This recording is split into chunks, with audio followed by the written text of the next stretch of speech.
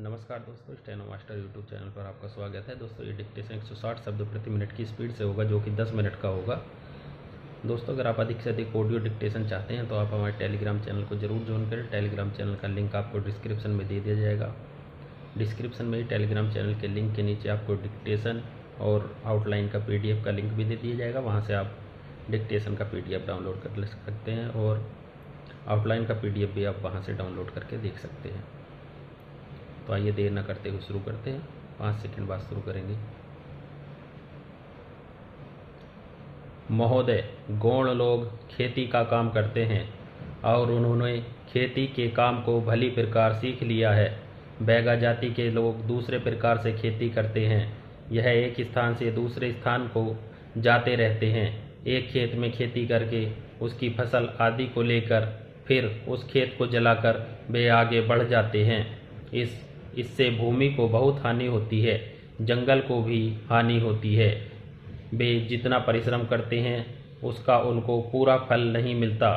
सरकार ने उन लोगों को यह समझाने बुझाने का निश्चय किया है कि वे कहीं एक स्थान में रहकर खेतीबाड़ी करें तो उनको थोड़ी सी भूमि से ही अधिक अन्न प्राप्त हो सकता है और वे अधिक सुख से रह सकते हैं। आज सारे देश में खेती की उन्नति के लिए जहाँ तहाँ पानी का अभाव है, वहाँ अधिक पानी पहुँचाने का प्रबंध किया जा रहा है। लोगों को गड्ढे खोदकर तथा उनमें कूड़ा कचरा आदि डालकर खाद तैयार करना सिखाया जा रहा है, जिससे खेती की उन्नति की जा सके। लोगों को अच्छे बीज देकर अधिक उत्पादन करने के लिए प्रोत्साहन दिया जा रहा है। यह सब कुछ आदिवासियों को भी बताया जा रहा है। अभी यह सुनकर मुझे बहुत प्रसन्नता हुई है कि सरकार ने यहाँ पर 1000 एकड़ भूमि में उनको बसाने का निश्चय किया है।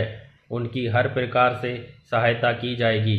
यूँ तो हम लोग खेती करते हैं और अपने तथा अपने बाल बच्चों के लिए अन्न पैदा करते हैं, पर हमारे देश के किसानों के पास बहुत थोड़ी भूमि है और थोड़ी भूमि में अधिक पैदा नहीं किया जा सकता। इसलिए सोचा यह गया है कि यदि कई किसान मिलकर अपनी खेती सामूहिक रूप से एक साथ करें तो उससे उनको अधिक लाभ होगा। मान लो कि एक किसान के पास 2 बैल हैं, परंतु उसके पास भूमि इतनी है कि वह 2 बैलों से नहीं जोती बोई जा सकती। ऐसी स्थिति में उस भूमि में खेती पूरे रूप से नहीं हो सकती, क्योंकि वह 4 बैल रख नहीं सकता और 2 बैलों से उसका काम पूरा नहीं होता।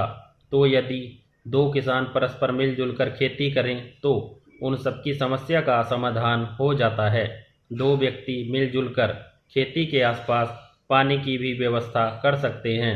इस प्रकार यदि कई आदमी मिलकर एक साथ खेती करें तो उनको खेती में व्यय भी कम करना पड़े और आय अधिक हो। इसलिए यहाँ सामूहिक रूप से खेती करने का प्रयास किया जा रहा है और यदि इसमें भली भांति सफल हुए तो इस चीज़ का औरों में भी प्रसार होगा और विशेषकर आदिवासी लोग जो अभी तक इस प्रकार खेती नहीं करते, इस चीज़ को अधिक सरलता से सीख लेंगे और उसके अनुसार काम करेंगे। यदि वे इस पद्धति को अपनाएंगे तो इससे उनको बहुत लाभ होगा। सभापति महोदय, इस समय जबकि हमें अपने नेताओं के अनुभव और बुद्धिमत्ता की आवश्यकता है, यह दुर्भाग्य की बात है कि अपने ज्येष्ठ राजनयिकों में से अत्यंत प्रमुख और लगन वाले एक राजनायक को हमने खो दिया है। बड़े दुख के साथ मैंने यह सुना कि बड़े सवेरे कल श्री अयंगार की मृत्यु हो गई। अपने पूरे जीवन में उन्होंने अनेक उच्च पदों को दुर्लभ योग्यता से सुशोभित किया था। अपने स्वास्थ्य तथा अपने आराम का जिसके कि वह पूरी तरह अधिकारी हो चुके थे, विचार न करके वे अपने जीवन के अंतिम दिनों तक देश की और जनता की सेवा में लगे रहे। जब कोई भी कठिन समस्या हमारे सामने आती थी तो सरकार में उनके सहकारी उनकी परिपक्व बुद्धिमत्ता पर निर्भर करते थे। उनकी मृत्यु देश और हम सब के लिए भारी हानि है, जबकि यह हम नवीन और समृद्ध भारत का निर्माण करने में तथा उन लाखों लोगों को सुख सुविधा पहुंचाने में लगे हुए हैं जिन्हें दरिद्रता के अभिशाप से भूतकाल में काफ़ी पीड़ित रहना पड़ा। संसार की समस्याएं हमारे सामने बलात् आ खड़ी होती हैं और हम न तो उनसे बच सकते हैं और न अपने को उनसे अलग रख सकते हैं।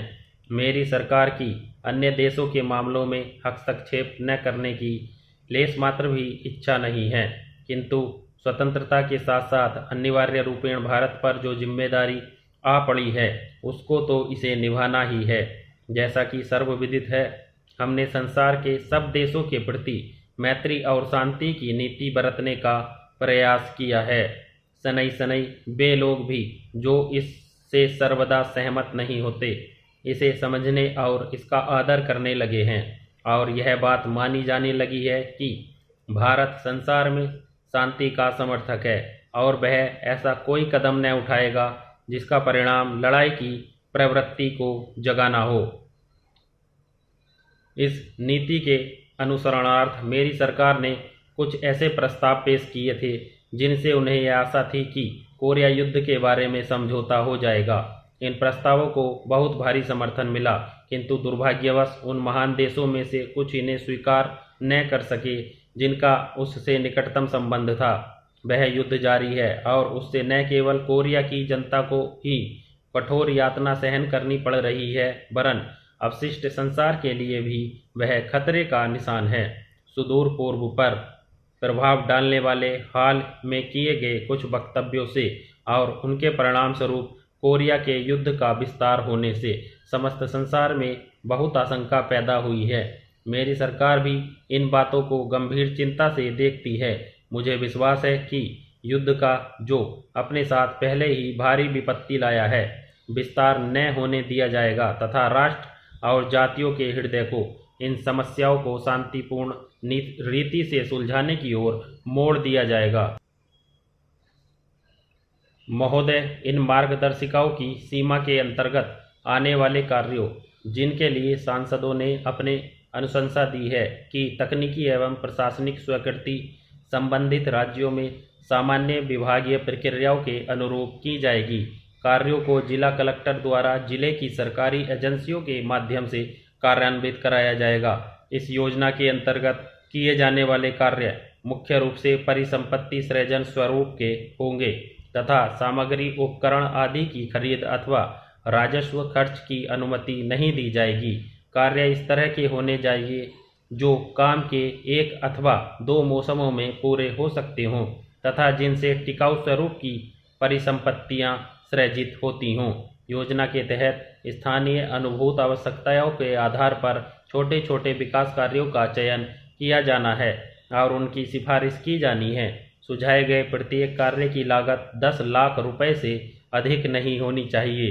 सुझाव के अनुसार लिए जाने वाले कार्य जिला योजना विशेषकर न्यूनतम आवश्यकता कार्यक्रम के तहत आने वाले कार्यों की श्रेणी के होने चाहिए।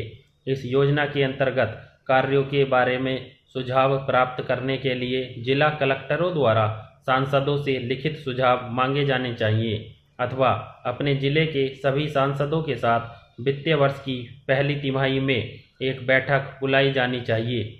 ऐसे मामलों में जहां संसदीय चुनाव क्षेत्र एक से अधिक जिले तक फैला हुआ है, संबंधित सांसद राज्य योजना विभाग तथा जिला कलेक्टरों को इन मार्गदर्शिकाओं में उल्लिखित समग्र सीमाओं के भीतर उनके जिले में कार्यों की प्राथमिकता का उल्लेख कर सकते हैं।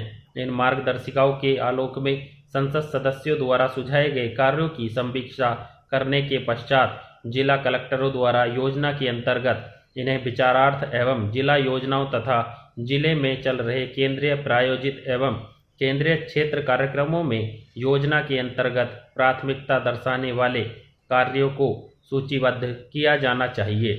इस प्रकार निर्धारित सूची को जिले में संबंधित योजना तथा कार्यान्वयन एजेंसियों को भेजा जाना चाहिए, जिसमें संबंधित राज्यों की सामान्य विभागीय प्रक्रियाओं का अनुपालन करते हुए प्राक्कलन तैयार करने तथा तकनीकी व्यवहार्यता और स्वीकृतियों के लिए पंचायती राज संस्थाओं, जिला ग्रामीण विकास एजेंसियों, शहरी स्थानीय निकायों, अन्य जिला स्तरीय विकास विभागों आदि को शामिल किया जाएगा। जिला कलेक्टरों द्वारा योजना के अंतर्गत सांसदों द्वारा सुझाए गए कार्यों की सूची इस प्रकार निर्धारित करने के पश्चात यह सुनिश्चित किया जाना चाहिए कि उसमें निर्दिष्ट कार्यों को अनुमोदन और कार्यान्वयन हेतु जिले में संबंधित विभाग संगठन के विचारार्थ भेजा जाए। कलेक्टर राज्य योजना विभागों की मार्फत विभिन्न विभागों संगठनों में कार्य के विभाजन के ब्यूरो और भारत सरकार के संबंधित लेखा शीर्ष के अंतर्गत किए गए खर्च के बारे में भी सूचित करेंगे। यदि जिला कलेक्टर उल्लिखित रूप से सांसदों द्वारा सुझाए गए कार्यों की सूची में किसी कार्य पर विचार कर उसका कार्यान्वयन सुनिश्चित करने की स्थिति में नहीं है तो उनके द्वारा यथाशीघ्र राज्य योजना विभाग को उसकी आवश्यकताओं के बारे में रिपोर्ट अवश्य भेजी जानी चाहिए। विराम। तो दोस्तों ये 160 शब्द प्रति मिनट की स्पीड से डिक्टेशन था। अगर एक बार नहीं लिखा जा रहा तो बार बार प्रयास कीजिए और बार बार प्रयास करने से आपको फ़ायदा होगा, आपका अधिक से अधिक शब्दों से परिचय होगा और आप आसानी से 160 की स्पीड फिर लिख पाएंगे। 160 की स्पीड लिखने के लिए आपका अधिक से अधिक शब्दों से परिचय होना बहुत आवश्यक है, इसलिए आप एक ही डिक्टेशन को बार बार लिखें, उससे आपकी निश्चित तौर पर स्पीड बढ़ेगी। तो दोस्तों जल्दी मिलेंगे अगली डिक्टेशन के साथ, तब तक के लिए जय हिंद जय भारत।